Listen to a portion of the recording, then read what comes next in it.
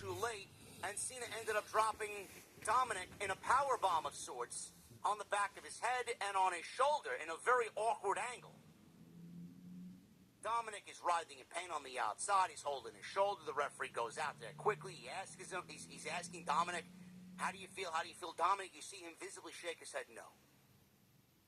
Referee doesn't know what to do at this point. He gets back in the ring. He tells Cena what's going on. He goes back out. And as soon as the referee goes back out, I'm like, they got me here, bro. This is terrible. I was literally ready to tweet, maybe we should stop doing the fucking barricade Hurricane Rana spot. It almost reminded me of Seth Rollins doing the buckle bomb on the outside. Every time he did the buckle bomb into the apron, someone would get fucking hurt. And the next thing you know, they're out for 8 months. I don't get it. So the referee, Chad Patton, goes back outside for a second time to go check on Dominic. While this is happening, Roxanne Perez and Raquel Rodriguez are in the ring. So they do a Tahana Bomb and a Pop Rocks individually on John Cena. So they could put it on their resume that in the final year John Cena, as an active in-ring performer, they were able to hit their finishing moves on him. That says a lot about what the company thinks of Roxanne Perez and Raquel Rodriguez. All of a sudden, Dominic gets right back up. He gets into the ring. He hits Cena with a 619. Goes up top with a frog splash. The referee refused to count because Dominic trolled the referee by playing possum. He refused to count because he realized what Dominic tried to do. They got me, bro. They sold me. They sold me on it. I thought the match was over. I thought we were getting a legitimate injury. Then I saw the ladies get involved, and I'm like, oh, wait a minute. This is not them just biding time out here. And then all of a sudden, Dominic gets back in. He trolled everybody. Patton eventually tossed Rodriguez and Perez out from ringside, so they are sent to the back. Cena hits Dominic with his shoulder tackles, the side suplex, and the 5-knuckle shuffle. He avoided an AA, but Cena applied the STFU until Dominic got to the ropes to break the hold. Dominic then unzipped his boot while the referee backed Cena away. Cena saw exactly what was going on, and like a dummy, he grabbed at Dominic's unzipped boot and grabbed the boot anyway and pulled the boot off of Dominic. So Dominic was able to drop him onto the middle rope, hit a 619, go for a frog splash. This time the referee had to count, and the referee counts and he only gets a 2 count. Crowd is chanting, this is awesome, this is awesome. Cena went for shoulder tackles again. Dominic ducked. Cena knocked down Patton inadvertently. Cena applied another STFU, but this time Finn Balor and JD McDonough ran out to attack Cena. McDonough went for a moonsault. Cena got the knees up, blocked that. He then dodged Balor's coup de grace. Cena then hoisted both guys on his shoulders and hit a double attitude adjustment. Dominic grabbed the IC title and tried using it as a weapon, but Cena ducked it and hit another AA. Cena called for the referee. And all of a sudden, Liv Morgan's music hit, and Liv Morgan runs out. Instead of the referee running out that Cena requested, Liv Morgan ran out. Liv Morgan acted happy to see Dom. He was almost starstruck to see his former boo in the middle of the ring. And she looked great. Happy that she's back. She slapped Dom in the face. And I'm like, uh-oh. What is going on here? This was another swerve. Liv Morgan hugged Cena. And all of a sudden, Liv Morgan hugging Cena, smiling while she's doing it. Camera focused on Liv Morgan. I swear to God, man, it almost looked like she had reptilian eyes. I don't want to sound like a fucking conspiracy weirdo out here, bro. But she had, like, these weird eyes.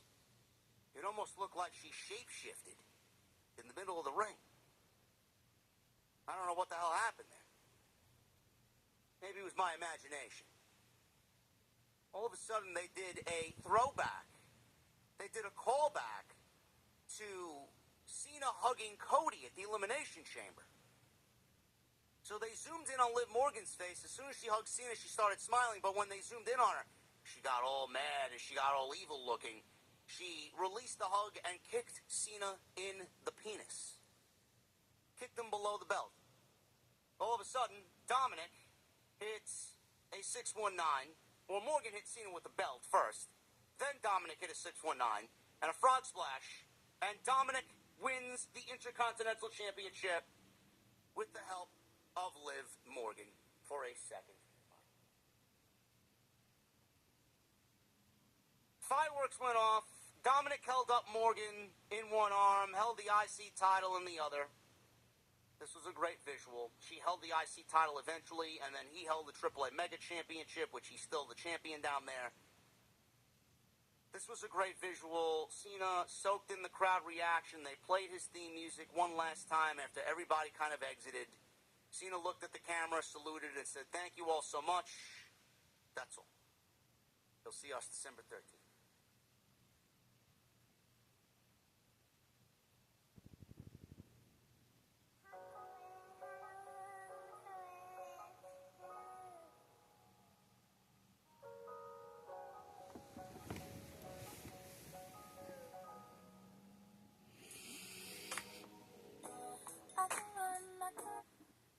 Would not go out there and claim this was a classic Intercontinental Championship match by any stretch of the imagination.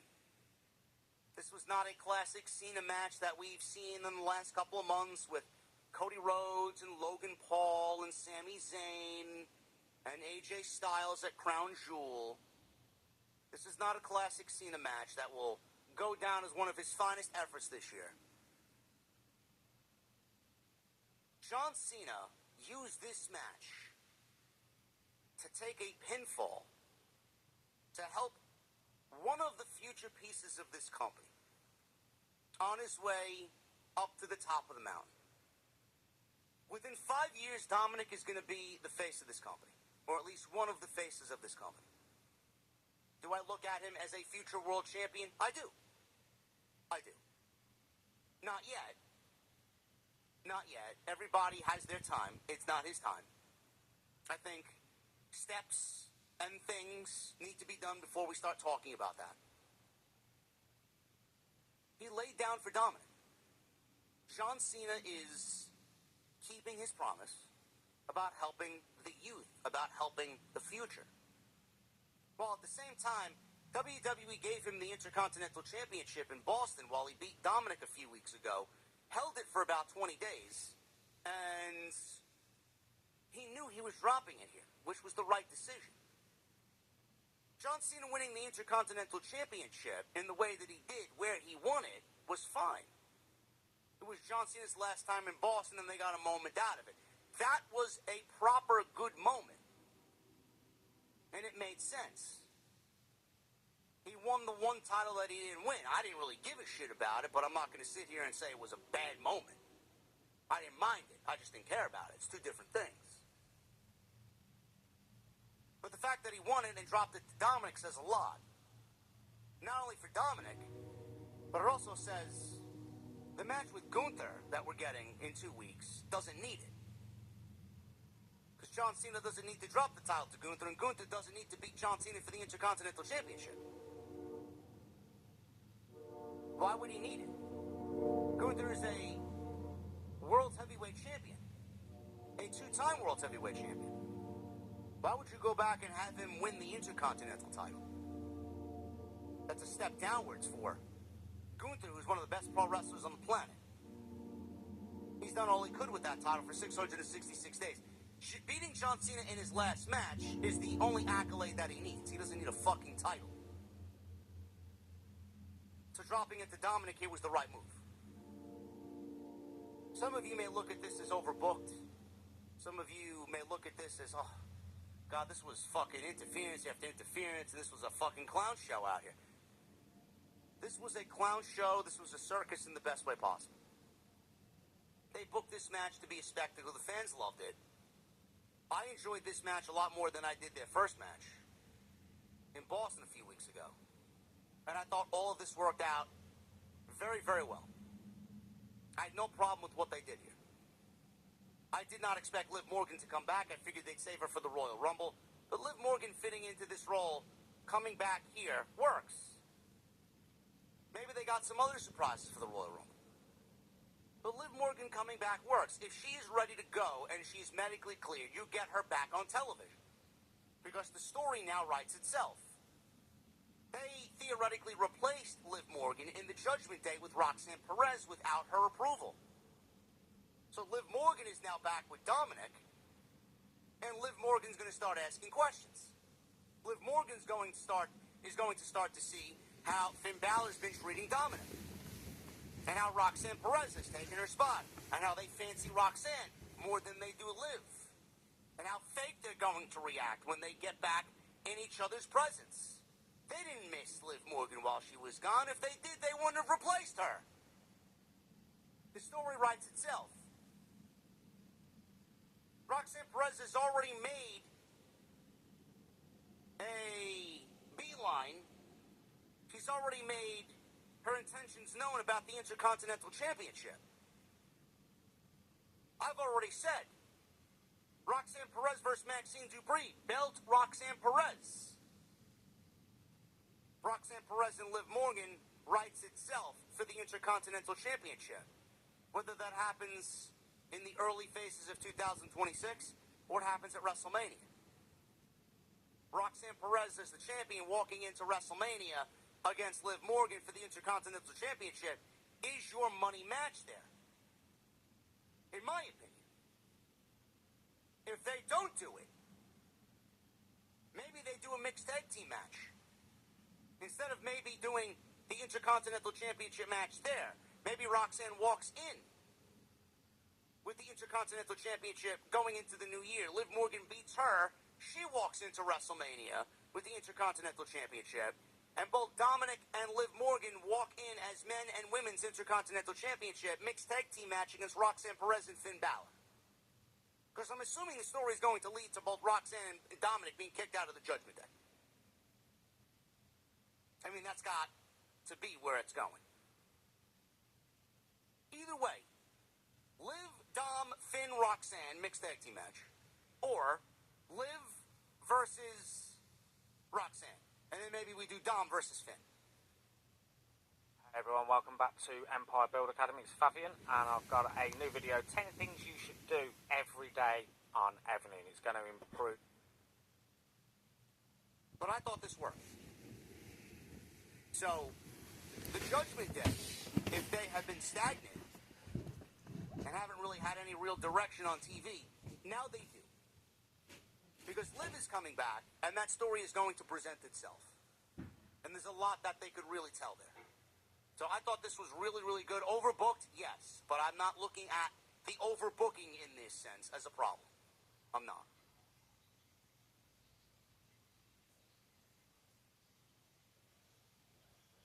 Stephanie Vicaire. She went one-on-one with Nikki Bella. This was for the WWE Women's World Championship. Stephanie Vicaire, she literally looked like she came out of hell itself. She wore all black. She was all business on this show. No smiles, just intent to kill. Nikki Bella came out there. She got hardly any reaction. This match was better saved for Monday Night Raw. This had no business being on a premium live event. Stephanie Vicaire is everything and premium. Nikki Bella is not. I'm sorry. Nobody's clamoring to see the fucking Bella twins in 2025. Bella tried a cheap shot as the bell rang. Stephanie came back with a drop kick. Beat her up a little bit. Stephanie missed a knee drop from the apron. Bella took over. Bella had control as the crowd watched silently. Completely just out of it. Nobody cared. There was no story coming into this. Nikki Bella had befriended Stephanie Vicaire over the last couple of weeks, and it was one of the more telegraphed heel turns that we've seen all year. And then when the turn happened, they didn't really even make a big deal out of the turn. Who cares? We all knew what was coming next. You had actually some people advocating for Nikki Bella to win the championship. We even talked about the potential of WWE maybe getting in the business of twin magic here and putting the belt on Nikki Bella to fulfill the heel turn. I'm like, Jesus fucking Christ, why would anybody give them any more ideas? Could you imagine?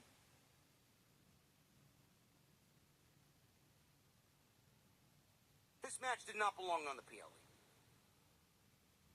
And the crowd, with their silence, also felt the same. So, Nikki tried to set up for her own version of Devil's Kiss. Stephanie countered it, hit a back suplex. Stephanie then went for her Devil's Kiss. Bella rolled to the apron. Vaquer hit some headbutts, started punching away at Nikki, snap suplex. She goes for cover. She gets it too.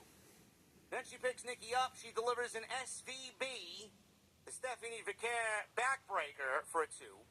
Fucking hate that finishing move, and I hate the name of it. I wish she'd change it. Stephanie avoided Bella's rack attack 2.0 in a corner meteora. Nikki Bella at this point moving like she's in slow motion. Bella pulled Stephanie down from the ropes, hits a disaster kick, and then she hits the rack attack 2.0. She goes for cover, she gets a 2. Stephanie got her foot on the bottom rope to break the pinfall. So Bella's now leaning against the apron. Stephanie hits a knee drop. And she hits the Devil's Kiss on top of the solid steel announce table. So she delivered this Devil's Kiss in front of Michael Cole and Wade Barrett. And Barrett then stated to Michael Cole, "Michael, you had the best view in the house." Michael Cole responded, "I'm not saying anything." Yeah, you better not, Michael Cole. Social media was ready to cancel you within mere seconds if you did. But yes, Michael called the best view of the house. He had the best view in the entire building. As did everybody else sitting behind Michael Cole. You know why.